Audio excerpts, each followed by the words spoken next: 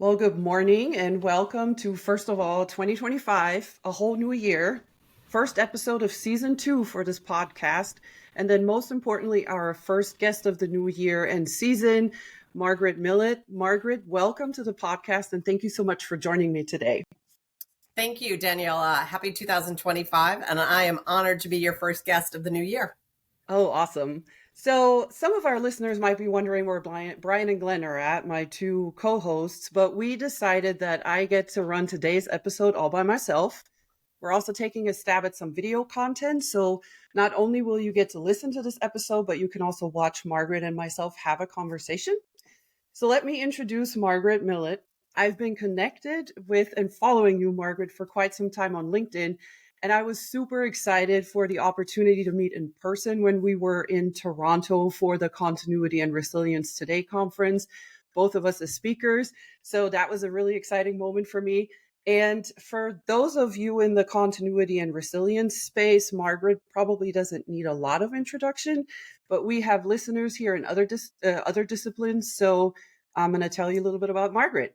So Margaret has extensive global experience in business continuity management with companies such as Uber, eBay, MetLife, and State Street Bank. Margaret also has a Master's of Science in Business Continuity Management, several industry certifications, and is a frequent speaker at international conferences. Margaret was the 2023 BCI Lifetime Achievement Award winner, which that is outstanding. I will share her LinkedIn info in the show notes, and I would definitely encourage our listeners to connect with Margaret.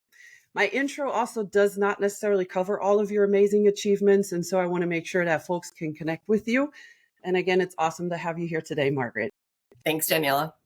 All right, so question 1. Yes. Okay, I didn't have them numbered. So you have had quite the remarkable journey in the field of business continuity. How did you get started and what has kept you so passionate about it? So my career in this industry spans over 30 years now. I'm in my 31st year. I actually fell into it, and I think a lot of people within our profession just fall into it. I had been working for a mutual fund company in Boston, Massachusetts. I had done an office move over the course of 2 weekends of Memorial Day weekend, 1994. Sorry. And, that was back in the day and age before cell phones, email, all those wonderful things that we just take for granted today. And I wrote this plan and I said, oh, by the way, I'm going to be out of the country, so you're not going to reach me, and good luck. And hopefully I've documented everything. I got back and everyone was like, wow, you had a fantastic plan. We knew what to do. We knew where to go. We knew who to call, etc. And I really enjoyed that. I thrived on it. I've always been an organizer and a planner. I think it comes from the fact that I like to travel too. And so 6 months later, there was an opening for a corporate business continuity job. And I was like, okay, I didn't know what I was doing when I wrote this plan, but let me now go do this. And I think what has kept me engaged in it, and I don't think I know, that the industry has continued to grow over the years. And I've met wonderful people like yourself throughout the entire time of my career. And I just look at it, the products and services have also evolved. The companies I've worked for, when I first started my career, companies were a lot smaller. There were about 5,000 people. And when you called something international, it usually meant you were in 5 countries or less. And I look at it now, it's like truly working for an international company means that you are doing work on all the continents for the most part. And you really then have that opportunity to look at how things are different compared to one continent versus another. And then also really understanding all those cultural differences that you need to make sure that you're understanding so that you can still have a cohesive program. Yeah, the world has definitely gotten smaller, I would say, right? I mean, when you mentioned that you started when we didn't have the cell phones and all the software, I just remember when I got into business continuity, we had all that. And I also know that a lot of the questions I get are usually, which software do you use? Yes. And so I'm like, well, it used to be done without all the fancy stuff, right? So it is doable, right? And the software is really never the solution. So, but that's a whole other topic right there. Yeah. Okay. So, for me, business continuity requires a lot of unique skill sets and knowledge. And again, it's the understanding of business continuity probably varies depending on what you do for a living. But talk to us a little bit about what you consider the most essential qualities to be successful in this field. Well, I'm going to say this, Daniela. It's the willingness to learn and adapt. Because again, I'm going to say over the course of my career, nothing has stayed the same. It was interesting. I was at an event last month in Washington, D.C., and I was talking with two young gentlemen who are getting started in their career. And they were asking me all types of questions about Y2K. They were like, we can't imagine what the world was like, getting ready for Y2K. And they're like, was it really such a big deal? And I'm like, yeah, it was. I mean, people were really worried that the code was going to crap out and, you weren't going to be able to turn on the lights and cities weren't going to be able to run subways, et cetera. And the reason why I say it's important to learn is because, again, you look back over the course of however long you've been in this profession, even if it's just been for a few years, there are new rules and regulations that are coming out that you have to learn, you have to get ready for. You also have to make sure that your company is continuing to be prepared for what's next. I'm going to say this, like, for example, right now, I think there's a huge focus based on the events that happened in New York City in December on corporate executive security. So that could be something that a lot of organizations are putting as top priority this year. DORA goes live in EMEA this month. We all know there are other things that are going to be happening. We've got changes politically going on. I was just reading the news this morning. It looks like Canada might have a new prime minister very shortly. It looks like Justin Trudeau might be stepping down. So I'm just saying, like, we all live in a world where change is the one constant in our lives. So therefore we need to adapt. And I think it's important because, again, if you want to make sure that you're continuing to build the best world-class business continuity program, you have to know about the tools, the technologies, the rules, the regs, et cetera, in order to make your program still be the best it can be at your organization. Yeah, and I think that is such a great point to make, right? The change, because as we know, a lot of times what happens is people just say, just give me the plan, and then they put it on a shelf, and then it collects dust. And then we also know that in an incident, people forget that there's even a plan, but everybody has that false sense of security because things change, and you can, you need to stay up on it. Where were you when Y2K happened? Were you I was actually working? working for a Canadian company, but I was based in Massachusetts. And I just remember working very diligently with the IT team to make sure that we were getting everything ready. I remember having all these teams looking at everything. And it wasn't just for December 31st. It was for that entire next year to make sure that, for example, the weekend reports, the month end, the quarter end reports, and then the year end reports for 2000 all ran right because of the new code that had been put in. So I want to say for the year 2000, a lot of organizations were babysitting their systems to make sure there were no hiccups on anything, and then making sure that everything was still going to be harmonious at the companies. And so again, that requires, thoughtful thinking and looking at things.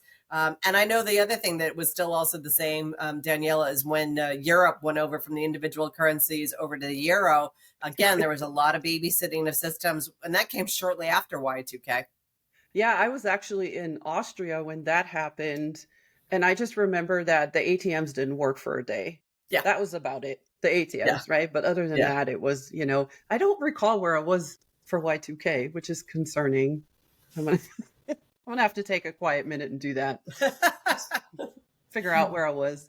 So maybe you had such a good celebration, that is quite possible, but yeah. Yeah.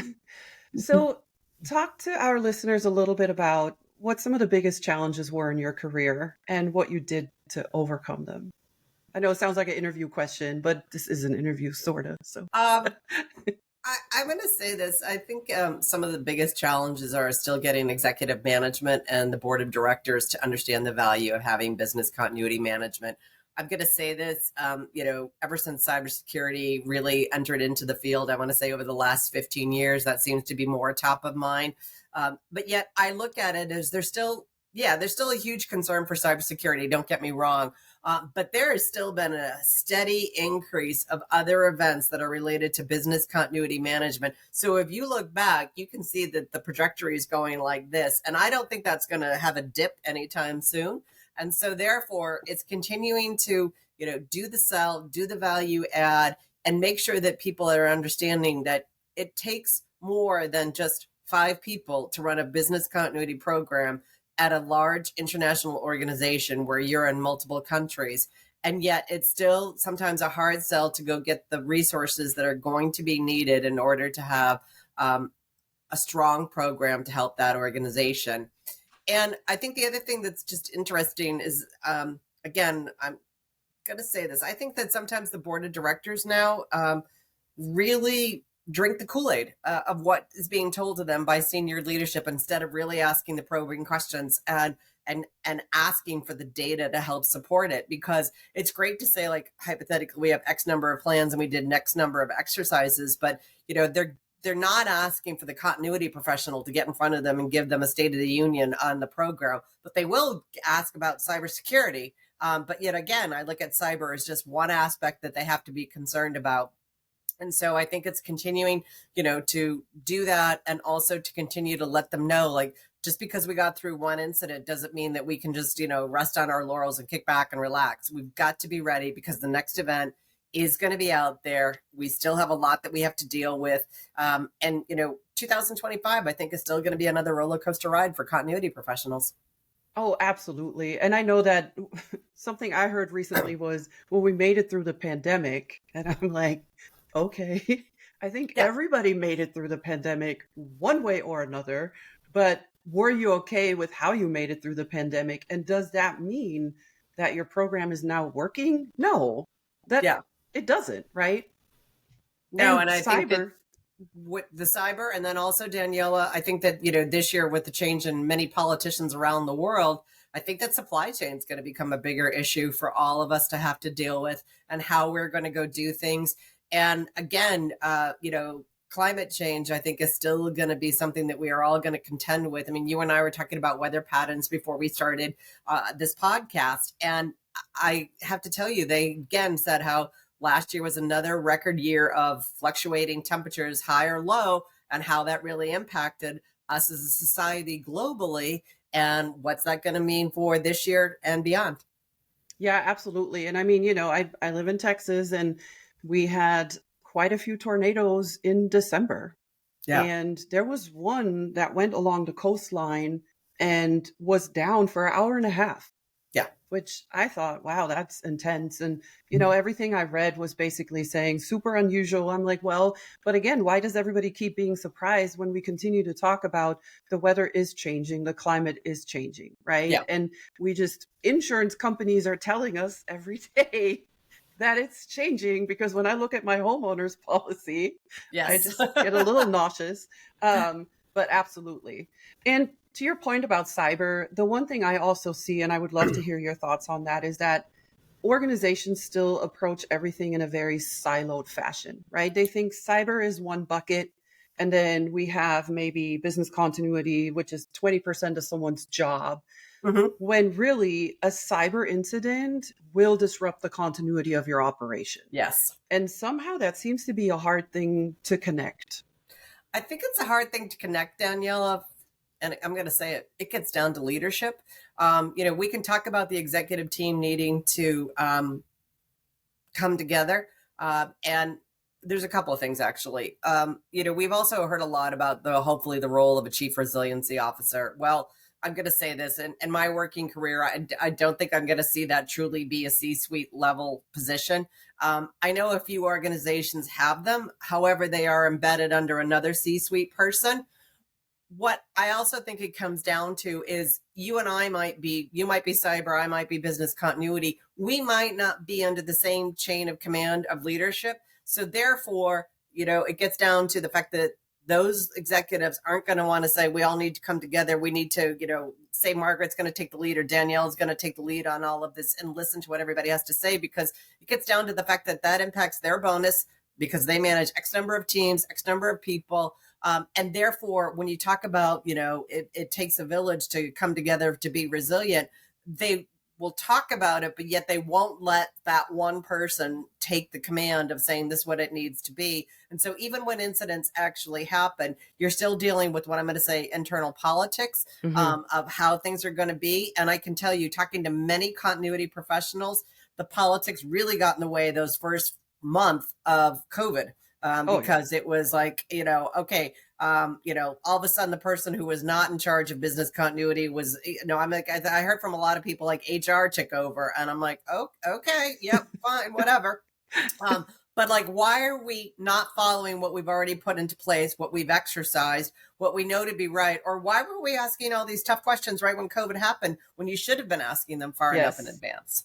Right. And that was for me always the thing where people were like, who would have thought? And I'm like, everybody thought we were going to have a pandemic, right? Well, and At least. historically, there's been some health issue every 5 years doing the look back. And there's also, future predictions now. Like I'm planning a trip in this year, actually in 2025. And I'm going to a part of the world where they actually said I need a polio booster. And you would think like, wow, I never thought I'd say I need a polio booster as an adult, but there is a resurgence of it.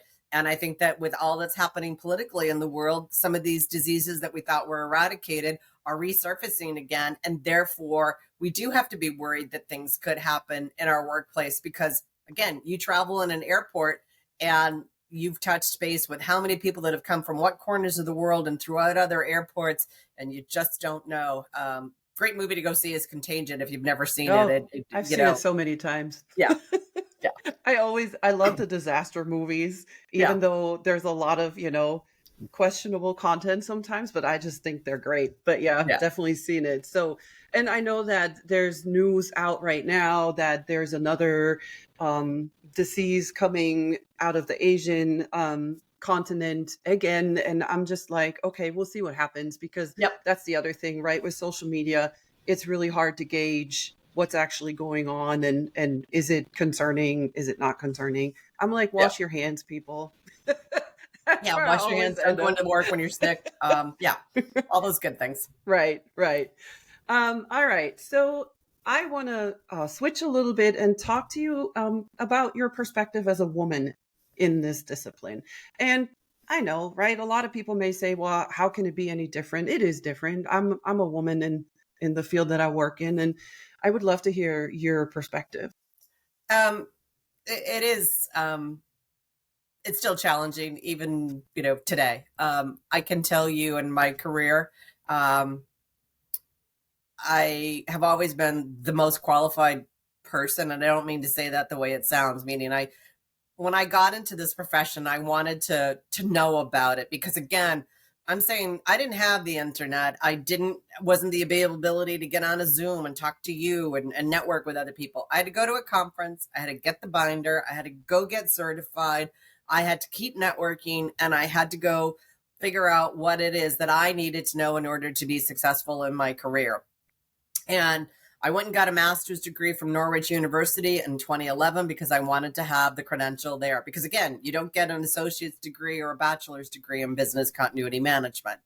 And I've also been very involved within the profession, whether it be, in my backyard, nationally or internationally. So I bring that depth to it. And again, I deliver on time and under budget. I get stuff done. And I actually have taken assignments to go do things to what I thought were going to help elevate my career. And I remember one time I had done a big job, and a guy had just joined our team from another area because his position was going to be eliminated, and he got promoted over me. And it was just like, well, I got told he was married. Oh, and really? I got told he was married.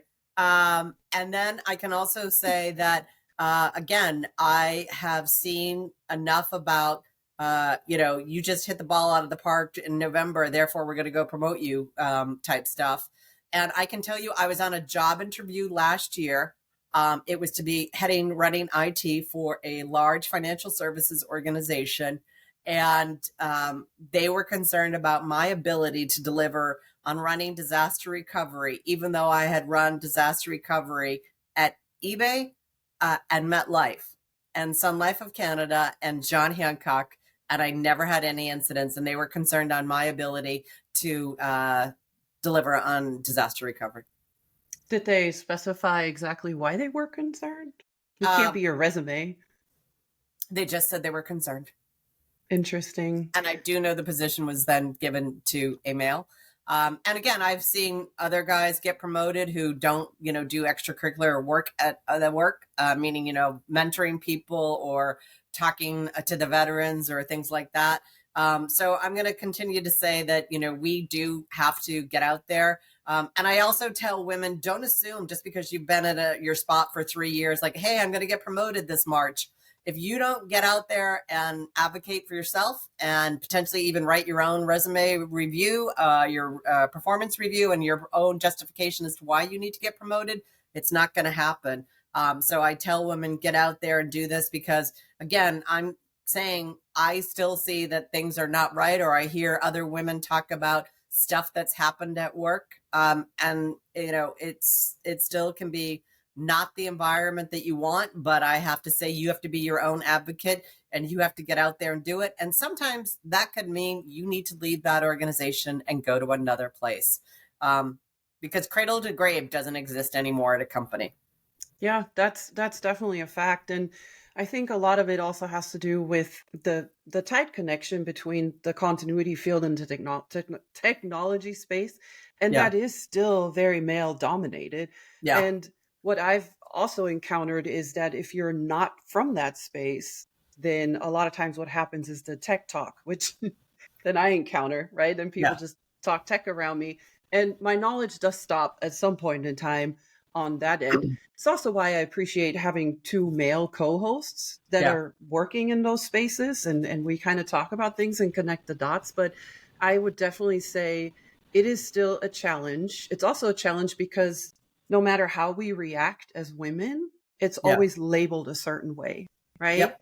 And it always has that stigma of emotional, or I don't want to say hysteric, but that has been said. So, it's definitely been challenging. And you already gave a little bit of advice. Is there any additional advice you have for women entering this field?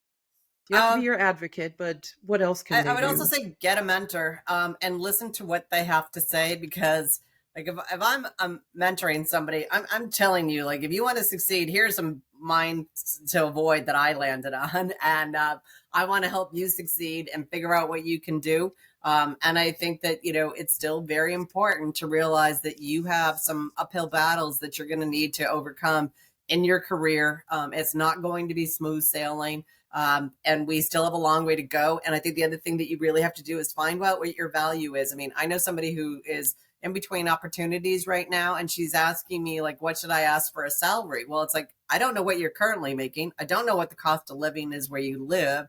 And she changed her career a little bit, but yet she hasn't been out of the business continuity profession that long. And I'm like, don't take a step back just because you haven't been doing it. You've learned other skills, so therefore you are still at this level playing field. But hypothetically, don't say you're only worth $10,000 if the position really should be paying you $13,000. So know what your worth is and figure out all these things so that when you are out there negotiating, get it. And then the other thing is don't, I never promised you a rose garden. Don't tell them, believe if they say, I'm going to get you promoted at the next year and I'm going to get you another 10% pay increase. Get it now or get it in writing. Yes, absolutely. Unless it's in writing, it never happened, right? Correct. Something always throws that curveball and it's like, oh, sorry, we didn't have a good year. Right. Therefore, I can't promote Budget. you and therefore I can't give you a pay increase. And you went there because you thought you were getting promoted. You thought you were getting the pay increase, whatever. Yeah, and it's amazing how that continues to happen. And there's so many statistics out there that speak to it too, right? How we, for example, feel like we have to match 100% of a job description before we even apply to it, and Yeah. um, definitely still a challenge. Yeah. Um, let's talk about some of the common misconceptions about business continuity that you have encountered. I know I have a long list of them, but I would love to hear yours. Well, I think the thing that's still interesting, Danielle, is whenever somebody asks me what I do, they're still like, huh? What do you do? What do you do? And so I think it's still always just trying to explain to people what I do for a living, because I can say business continuity, disaster recovery, crisis management, and I still get the deer in the headlight look. And so I do try and use things of like, 9/11, or I help organizations get prepared so that for big events like, the Olympic Games, if they're going to be in your city. And they're like, so do you do it for companies? And I'm like, no, I do it for the company I work for. I'm not here to go out and do it as a consulting. And I just still think that, again, you can say cybersecurity and people know what you're talking about. I don't Yes. know Isn't that why, amazing? after all the things that have happened over the last 25 plus years, that people still can't understand that they need to have people get you back up and running. And so that is still one thing. So I will say one thing that I've also done on my career when I've changed companies recently is I've also worked for people who are, my managers have been people who are not familiar with business continuity. So I try and take them on that journey with me to help them understand what is business continuity, because whether you're familiar with the BCI, Good Practice Guide, or the Disaster Recovery Institute International, their professional practices, it's like, it's still a set of stairs. You've got to go up 10 steps to build a program. And everyone always wants to do exercising. Well, that's the last step. So in order to get there, you've got to have the policy, you have to have a BIA, a risk assessment, you have to have a plan, you have to do training and education. And then we can talk about doing exercises. But if I go do an exercise tomorrow, what am I exercising against? And therefore, like, why are we doing this? I truly believe in the value of exercises, because I do think that, when a real event happens, people are going to remember 80% of what you talked about during the exercise, and 20% will be ad hoc based on the event that's just taken place.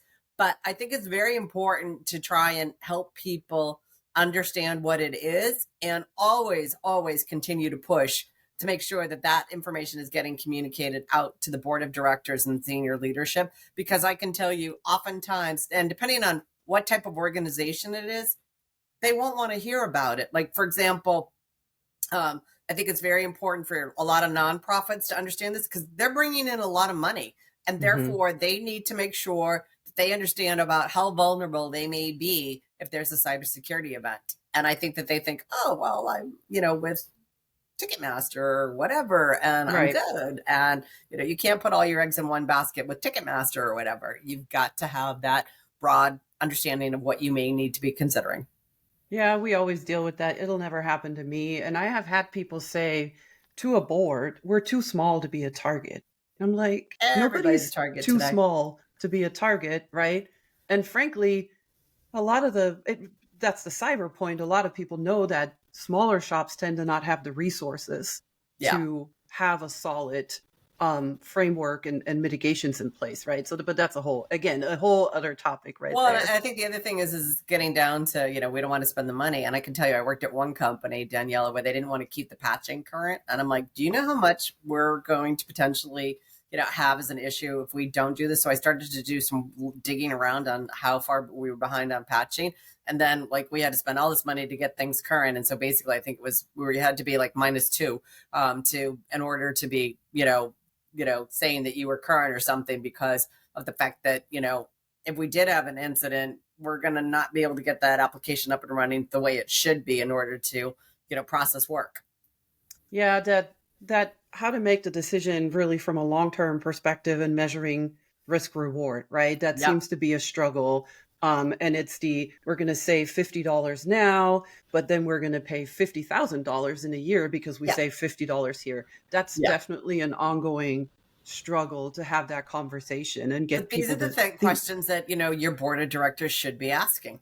Yes. And a lot of board of directors companies will have, IT subcommittees. So therefore, if you've got the right people on the board, they should be asking these questions. Yeah, and that's, the key word is you have to have the right people on the board. And I know that a lot of organizations are struggling finding the technology component for their board seats. And that's then, the outcome is, Right. yeah, Yeah. absolutely. So we're almost at time. Did you do any New Year's resolutions? Well, Daniela, I live each day to the fullest. And so I don't do New Year's resolutions because, I've seen stuff happen in my life. And when I hear people say, well, I'll take care of that when I get to be this age, or I'll worry about it next year, it's like, you don't know what tomorrow brings. So I try and live each day to the fullest. And I also just remind people, be kind. No one knows what anybody else is dealing with. And so therefore, somebody might not be having a good day. And, really, if somebody needs to go ahead of me in the checkout line, by all means, unless I've got a really compelling reason, be there. And also just remember, you don't know what shoes other people are walking in. And I just realized I want to live my life to the fullest today. So therefore, I don't make any resolutions because, yeah, I could lose weight, but will I? No. So That is a wonderful way to wrap this up. Thank you again so much for your time, Margaret. thank It you, was Daniela. great chatting, and this is going to be an awesome episode. Thank you. And Happy New Year to all your listeners. And please do reach out to me on LinkedIn. I'd love to connect with you.